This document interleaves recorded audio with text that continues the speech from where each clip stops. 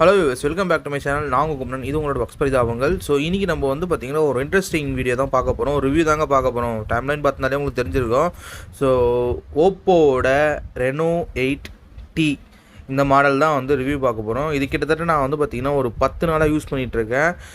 Review யூனிட்டா அப்படின்னு கேட்டிங்கன்னா review unit கிடையாது. எனக்கு தெரிஞ்ச ஒரு மொபைல் ஷாப்பில் வந்து பார்த்திங்கன்னா இது டெமோ வந்தது. ஸோ டெமோ வந்தது வந்து என்கிட்ட கொடுத்துருந்தாங்க, நீங்கள் யூஸ் பண்ணிட்டு எப்படி இருக்குன்னு சொல்லுங்கன்ட்டு. சரி, நம்மக்கிட்ட வந்து அது வந்து யூஸ் பண்ணிகிட்ருக்கேன். ஸோ யூஸ் பண்ணிவிட்டு கொஞ்சம் ஸ்க்ராட்ச் ஆனால் கூட நமக்கு மனசு கஷ்டமாயிடல. அதனால நான் பண்ண ஃப்ரண்ட் அண்ட் பேக் ப்ரொடெக்ஷன் ப்ரோவாட்டலான்னு சொல்லிட்டு பூர்விகா வந்துட்டேங்க. எப்போவுமே வந்து ரூம்குள்ளேயே வந்து வீடியோ போட்டுட்ருக்கோமா, சரி அவுட்டோரில் வந்து அங்கேருந்து எடுத்து கிளிப்ஸ் போடுன்னு சொல்லிட்டு தான் இந்த வீடியோ.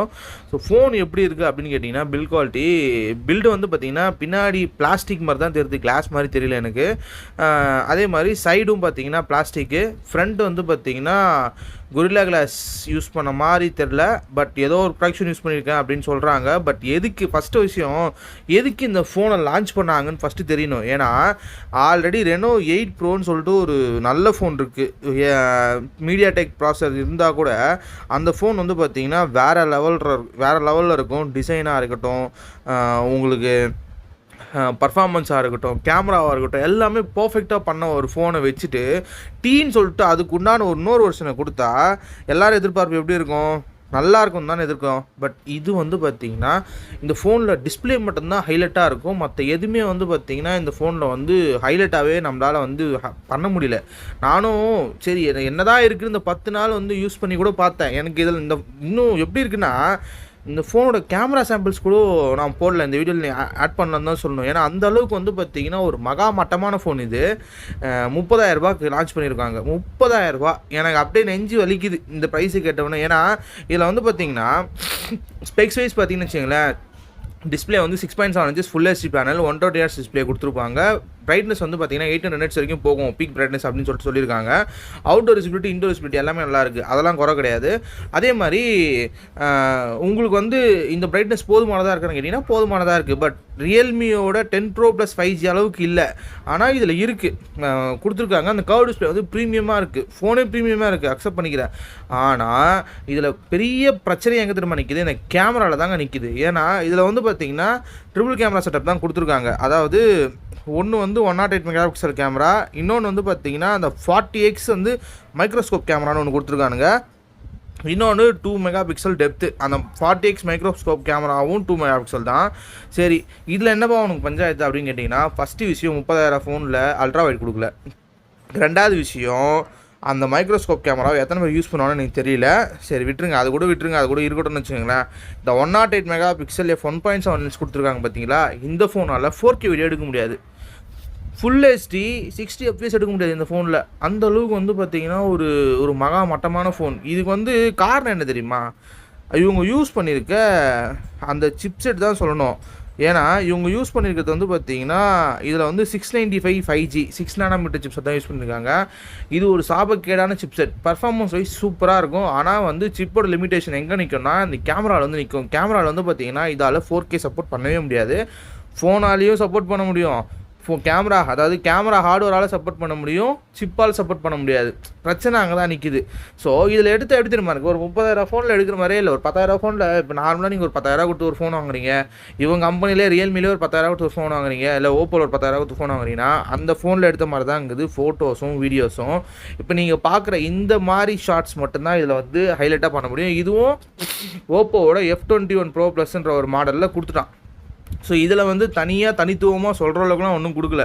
என்னடா நெகட்டிவாக பேசலைங்க. 30,000 ரூபாய்க்கு நான் நிறைய எதிர்பார்த்தேன். அதாவது இந்த ஃபோன் ஃபஸ்ட்டு நான் ஏன்னா லான்ச்சுக்கு முன்னாடி ஒரு ஃபோனை யூஸ் பண்ணுற அந்த சந்தோஷம் இருக்குது பார்த்தீங்களா, அது வேறு லெவல். ஏன்னா நம்மளை நம்பி ஒருத்தர் ஃபோன் கொடுக்குறாரு அப்படின்னா பார்த்தேன், சரி ஓகே இதை பற்றி நான் நல்ல விதமாக சொல்லணும்னு சொல்லிட்டு நிறைய விஷயம் தேடுறேன். எனக்கு வந்து ஃபோனில் வந்து முக்கியமான பார்ட்டே வந்து டிஸ்பிளே மட்டும்தான் அப்படின்ற அளவுக்கு வந்து தோணிடுச்சு. ஏன்னா வேறு எதுக்கும் பெருசாக ஒன்றுமே இல்லை. அதே மாதிரி சார்ஜரை பற்றி நம்ம சொல்லணும்னு அவசியம் இல்லை.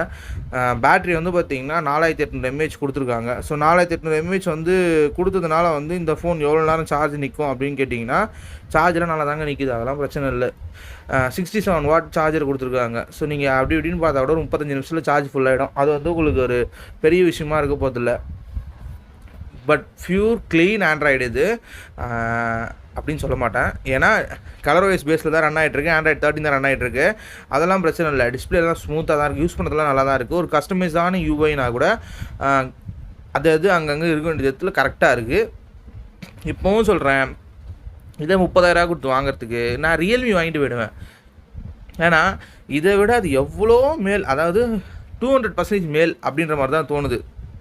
அது ஏன்னு தெரியல. ஏன்னா இப்போ இதுவும் ரியல்மியும் நான் ஒன்றா யூஸ் பண்ணுறேன்னு வச்சுக்கோங்களேன். நான் ரியல்மி யூஸ் பண்ணியிருக்கேன் ஆல்ரெடி, என் ஃப்ரெண்டு வச்சுட்ருக்காரு. ஸோ அவர்கிட்ட தான் போயிட்டு 2 ஃபோனையும் வச்சுட்டு ஒன்றா யூஸ் பண்ணுறேன். பட் எனக்கு வந்து இதை விட அது இன்னும் கொஞ்சம் ஃப்ளூயிடாக இருக்க மாதிரி இருக்குது. கேமராலையும் சரி அதுவே ஓரளவுக்கு இதுவாக தான் இருக்கும், அதுவும் நல்லா இருக்குது. அதுவும் இவனுங்க இதை வந்து எப்படி தெரியுமா அட்வர்டைஸ்மெண்ட் பண்ணுவானுங்க, 8GB RAM 8GB extended RAM, அதாவது 16GB RAM அந்த மாதிரி தான் எக்ஸ்டெண்ட் பண்ணுறாங்க. பட் அது டே டு டேல எந்த அளவுக்கு யூஸ்ஃபுல்லாக இருக்குன்னு எனக்கு தெரியல. Android 13 ரன் ஆகுது, எப்படியும் இதுக்கு ஒரு 3 அப்டேட் வரும். அது வரைக்கும் வந்து ஒன்றும் பிரச்சனை இல்லைன்னு வச்சுக்கோங்களேன். 16 வரைக்கும் அப்டேட் வரும், அதுவும் ப்ராப்ளம் இல்லை. அப்டேட் ஹிட்ஸ் ப்ராப்ளம் கிடையாது. பட் ஒரு 30,000 கொடுத்து வாங்குற ஒரு ஃபோனில் வீடியோகிராஃபி சரியில்லை, ஃபோட்டோகிராஃபி சரியில்லை, எப்படி இருக்கும் மனசுக்கு? ரொம்ப கஷ்டமாக இருக்குது எனக்கெல்லாம். சரி, இந்த ஃபோனை வாங்கலாமா, வாங்கினா இந்த ரீசனுக்காக வாங்கணும் அப்படின்னு ஒரு ரீசன் இருந்துச்சுன்னு வச்சுங்களேன். திரும்பவும் சொல்கிறேன், டிஸ்பிளே மட்டும்தாங்க.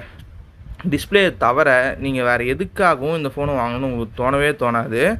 அந்தளவுக்கு வந்து பார்த்திங்கன்னா ஒரு அருமையான ஃபோன், நல்ல ஃபோன். நீங்கள் இந்த மாதிரி ஃபோனை வாழ்க்கையில் பார்த்தே இருக்க மாட்டீங்க, அப்படி இருக்கும். எதுக்கு இதை லான்ச் பண்ணானுங்கன்னு எனக்கு இப்போ கூட தெரில.